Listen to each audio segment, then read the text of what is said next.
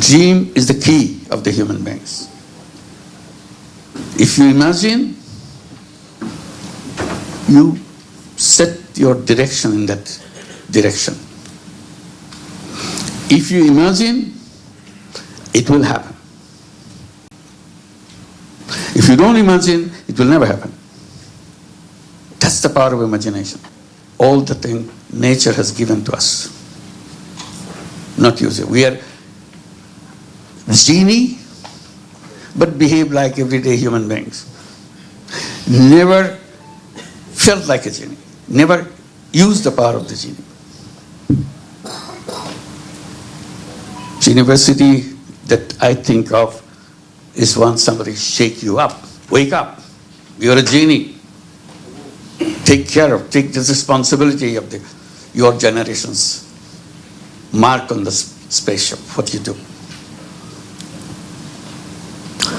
So if you're talking about destination, which is very important, unless we know the destination, where we are going, we cannot decide anything in the flight plan. Flight plan is about reaching the destination. If you have a flight plan, or we prepare a flight plan because we know the destination. But if you don't know the destination, what happens? Do we give up? We don't. We imagine a destination. We don't know what's out there. Just because we don't know what's up there, we make conjectures. We imagine. This is the destination I'm going to go. If I first hit is a miss one, it's not the right one, I turn around, keep trying to get to the right destination. But I must have an image of what the right destination is. If I don't have the image of it in my mind, in my dream, I cannot do anything. So again, I bring another word, dream. It's very important. Because it's a dream which takes you a particular direction. You are not sure you are going there, but you have to have a dream. Imagination. So I see imagination is a huge power. People will tell you, be practical, be those. Yes, of course you be practical, but at the same time, be a dreamer. Dream is the key of the human beings. If you imagine, you set your direction in that direction. If you imagine, it will happen. If you don't imagine, it will never happen. That's the power of imagination. We do it all the time. We watch science fiction. Science fiction, in the beginning, science fiction was people are dreaming about going to the moon. That was a big dream of human being. It's always there. Can we get there? People laughed at them. How can you get to the moon? Crazy guy. But the guy was the right one. He was imagining. They tried to reach to the moon in many ways. Really, practically. Failed every time, but never gave up. On that basis, we made science fiction movies, science fiction articles, science fiction books. All fictions. Still, we have not gone to the moon. Just because we imagine, just because we created fiction, we made it happen. Today, we want to go far away from moon. Moon is just a next door neighbor. This is driving us.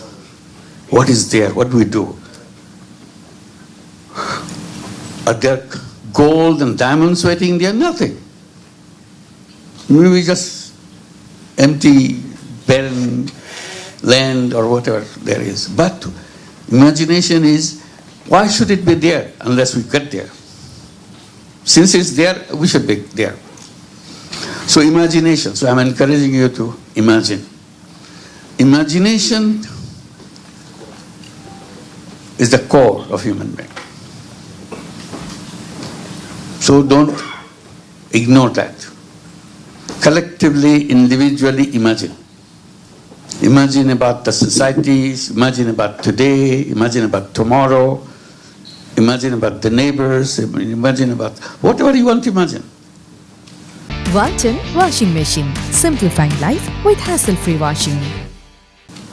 Always remember, if you don't imagine, it will not happen. So that's the power. You can, in imagination, you can do anything you want. There's no limit. So if it doesn't cost you anything, if there's no limit to it, why should you be stingy about imagination? Make your mind go as far as you want. Just because you let your imagination go beyond boundaries doesn't mean that it's useless imagination. No imagination is useless. Imagine the most outlandish imagination that you can have, so that you can make it your direction, moving in that, follow that path to make it happen. What is our imagination about the world today? Do you have a course on that? Does anybody has a course on that? What is our imagination? So sometimes I get so taken up by this idea of imagination. We hold competitions of imagination particularly among young people at the campuses. Imagine the world that you want to create.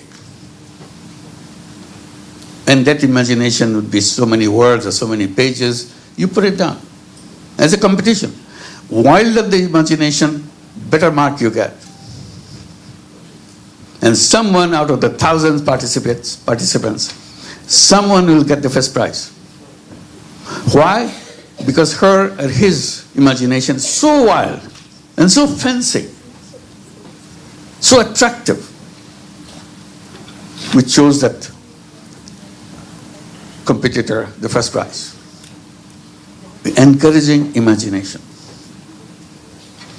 That imagination, now you exercise, you try your imagination yourself. Just imagine. Write fictions. Only thing I remind, the science fiction is a very known procedure. You do that, you can write your own science fiction. I'm encouraging writing social fiction. Science fiction is known. You do what we do.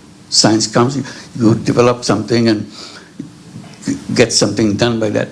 But nobody has social fiction. Social fiction is what kind of world as human beings we would like to have together. What will be the interaction with each other? What is it collectively we want for us? What kind of business world, what kind of economic world, what kind of political world? Everything is imagination. You don't have to look at what they do every day. You look what you are thinking in an imaginary world. Because if you imagine, that social system will emerge. Because everybody say, hey, this is a good idea. Let's do it. Let's try it. So I'm emphasizing social fiction. What was the imagination that I was trying to let people know? That's what you've shown the book here, World of Three Zeros. That's an imagination. The fiction. But if it touches you, oh, that makes sense to me. It will happen. So don't ignore it if you don't like it. It's okay. If you don't like that world of 3 zeros, you make a world of 100 zeros, your world of no zeros, whatever you want. But imagine it. Don't just say, this is rubbish. Okay, it's rubbish. But create your imagination, what kind of world you want. The reason I wrote about 3 zeros, very simple. First part of it is about the civilization that we have on this world today, that we are part of the civilization. As young people, we'll be rebelling against that civilization. That's a natural thing for young people to do. Reject and rebuild. Or start from completely different context. But if you don't do that, you fail in your generational responsibility. You may be best student in the class, you may be very perfect in your professions, but as a generation, you have not delivered where we want to go as a human race. That's our responsibility. We have to find.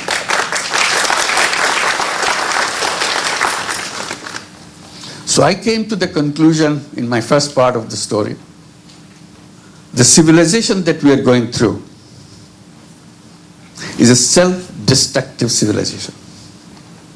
We cannot protect ourselves from the civilization. This civilization will kill us completely.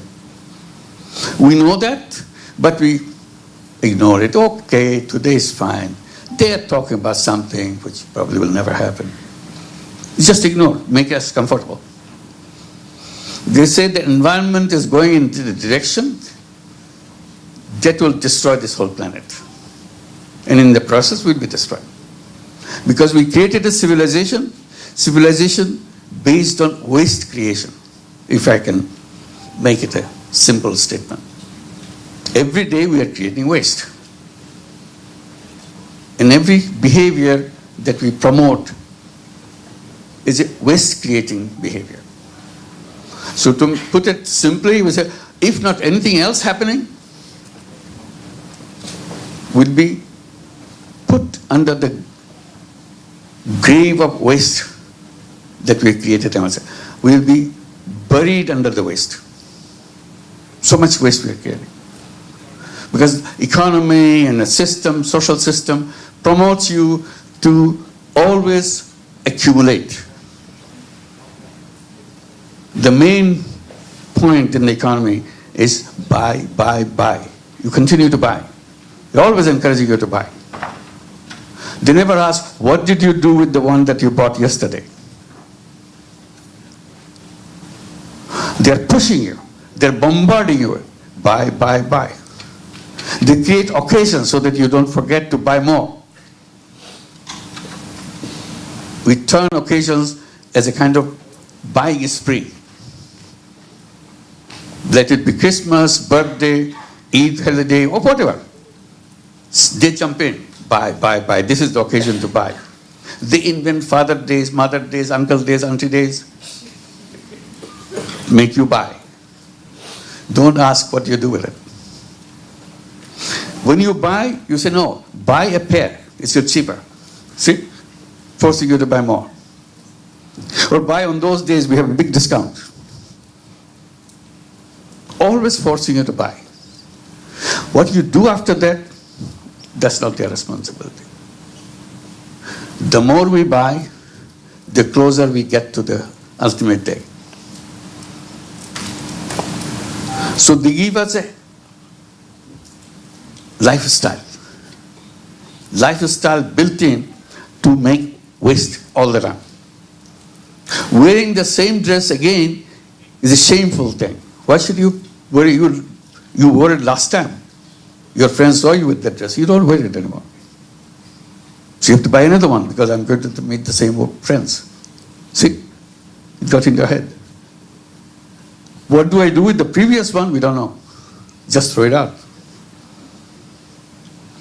What happens? It takes the resources and then most of it indestructible.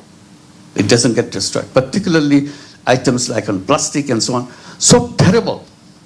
But keep on doing that. To sum up all I'm saying, we have created civilization which is self-destructive. It's taking us to the ultimate destruction. We destroy ourselves.